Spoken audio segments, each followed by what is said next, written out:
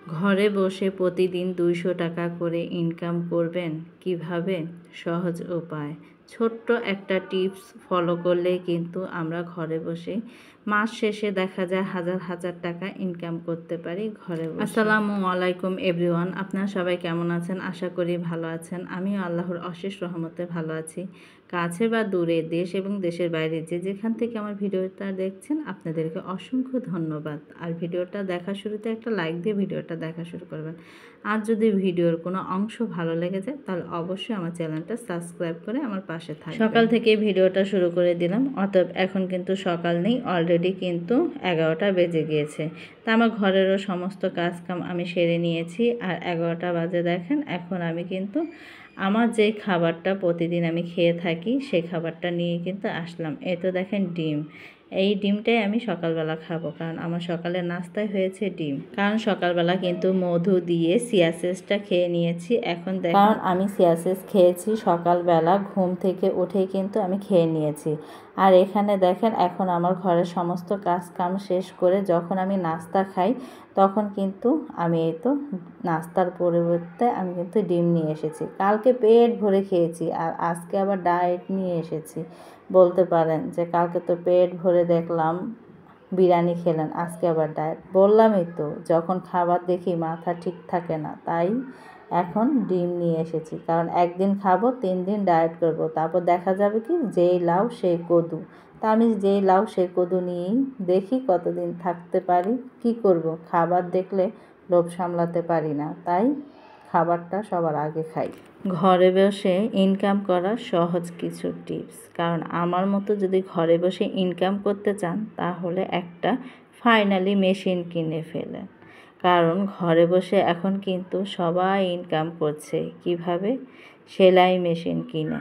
যেমন আমি সেলাই মেশিন কিনে প্রতিদিনই 200 থেকে 300 টাকা ইনকাম করতে পারি।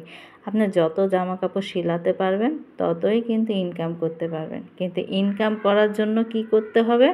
আগে সেলাই কাজটা শিখতে হবে। তাই সেলাই কাজটা শিখলেই কিন্তু আপনি ইনকাম করতে পারবেন। আর যদি সেলাই কাজ না শিখেন তাহলে কিন্তু ইনকাম করতে পারবেন না। যেমন আমি আগে সেলাই কাজটা শিখেছি, তারপর কিন্তু মেশিন কিনেছি, তারপর আমি ইনকাম করা ধরেছি। তাই আমাদের সবার উচিত আগে সেলাই কাজ শেখা, তারপর হয়েছে ঘরে জামা কাপড় বানিয়ে হাতটা চালু করে তারপর কিন্তু ইনকাম করা। কারণ এমনিতে বসে থাকলে আমি কিন্তু সেলাই কাজটা করতে পারবো না। আগে আমাকে শিখতে হবে, তারপর কিন্তু আমাকে ইনকাম করতে হবে। তাই ফাইনালি যারা আমরা মা বোনেরা ঘরে বসে থাকি, বসে না থেকে দেখা যায় যে এক ফাঁক দিয়ে যদি আমরা একটু সেলাই কাজটা শিখতে পারি। আর জামা কাপড় বাহিরে বানাতে গেলে জানেনই তো প্রচুর পরিমাণে দাম। আর এখন কিন্তু মানুষের পেটে ভাত থাকুক বা না থাকুক, তাদের কিন্তু সাজ পোশাক ভালোই থাকে। আমরা কিন্তু জামা কাপড়টা নিত্য নতুন পরে থাকি সবাই, কারণ জামা কাপড় পরে বের হলে দেখা যায় অনেকেই বলে ভালো লাগে। এই কারণে কিন্তু জামা কাপড়টা আমরা বিশেষ করে বেশি বানিয়ে থাকি। তা এই জামা কাপড় পরার জন্য ঘরে ঘরে কিন্তু এখন টেইলারের অভাব নেই, ঘরে ঘরেই টেইলার। যেমন আমি এক টেইলার, কি বলবো, আমাদের অলি গলিতে দেখা যায়, আমাদের মানে গলিতে 4-5টা বাসা, দেখা যায় 3-4 বাসায় এরকম টেইলার আছে। তাই টেইলার যেহেতু আছে ঘরে ঘরে, সেই জায়গায় কিন্তু কাস্টমারেরও অভাব নেই, ঘরে ঘরে কিন্তু কাস্টমারও আছে। তাই আমি কি করি, সব সময় যদি 2 সেট বানাই তাহলে আমার যদি 150 টাকা করেও হয় মজুরি, আমি কিন্তু 2 সেট বানালে 300 টাকার কাজ করতে পারি। আর অতএব যেদিন আমি মনে করেন 1 সেট বানাই সেদিন কিন্তু 100 থেকে 150 টাকার কাজ আমি করতে পারি। তাহলে দেখেন, প্রত্যেক দিন যদি আমি 150 টাকা করে কাজ করি 1 সেট জামা বানিয়ে, তাহলে দেখা যায় যে আমার মাসে কত টাকা বলেন তো আপনারা? আপনাদের উপরেই ছেড়ে দিলাম। কারণ মাসে অনেক টাকাই কিন্তু আমি ইনকাম করতে পারি। কী কারণে? সেলাই কাজ জানি দেখে।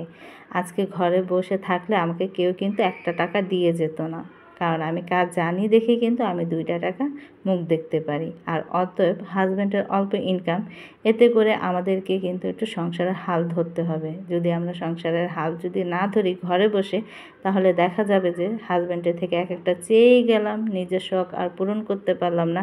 কারণ হাজব্যান্ডের অল্প ইনকাম, হাজব্যান্ড টাকাও দিতে পারলো না। এতে করে দেখা যায় আমাদের মন মানসিকতা বা মনটা ছোট হয়ে যায়, কারণ নিজের শখ নিজে পূরণ করতে পারি না। তাই আজকে কাজ করতে পারি দেখে কিন্তু নিজের শখ নিজে পূরণ করতে পারি।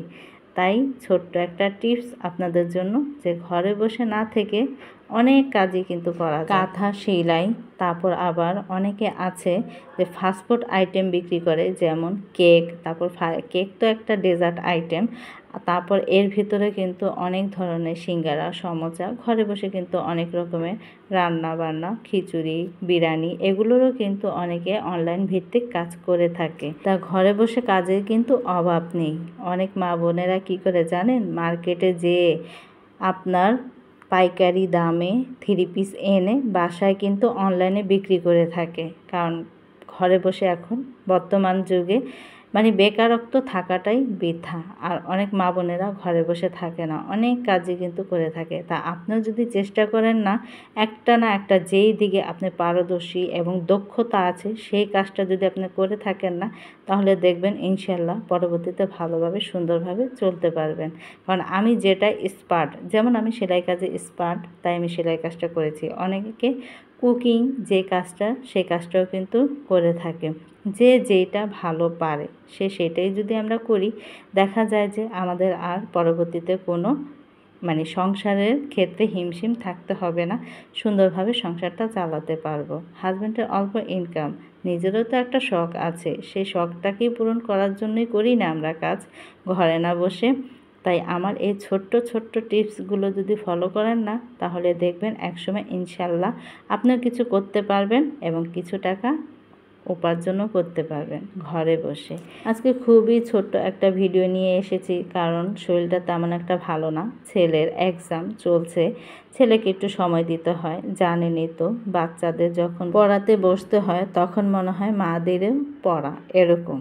তা এখন বলতে পারেন আপনার ছেলে তো এটে পড়ে, কিন্তু এখন তার বাচ্চা নেই। ঠিক আছে, এখন বাচ্চা নেই, তারপরে কিন্তু তাকে সময় দিতে হয়, সময় না দিলে কিন্তু হবে না। ওদেরকে কিন্তু চোখে চোখে রাখতে হয়। দেখা যায় অনেক সময় পড়ে, অনেক সময় আবার ফাঁকিবাজি করে, তাই না?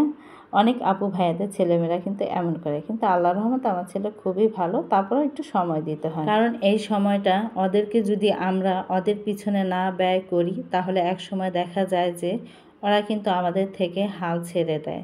তাই প্রত্যেকটা বাবা মায়ের এই সময়টা উচিত, কারণ ওরা এখন বাড়ন্ত বয়স, ওদেরকে এখন যেইভাবে আমরা গড়াবো সেইভাবেই কিন্তু গড়ে উঠবে। তা ইনশাল্লাহ সবাই বাচ্চাকে এমন সময় একটু সময় দিবেন, বন্ধুত্বমূলকভাবে তাদের সাথে আচরণ করবেন, তাহলে দেখবেন এক সময় আপনার সাথে ফ্রিলি হয়ে যাবে। অনেক কথাই বললাম, আল্লাহ হাফেজ।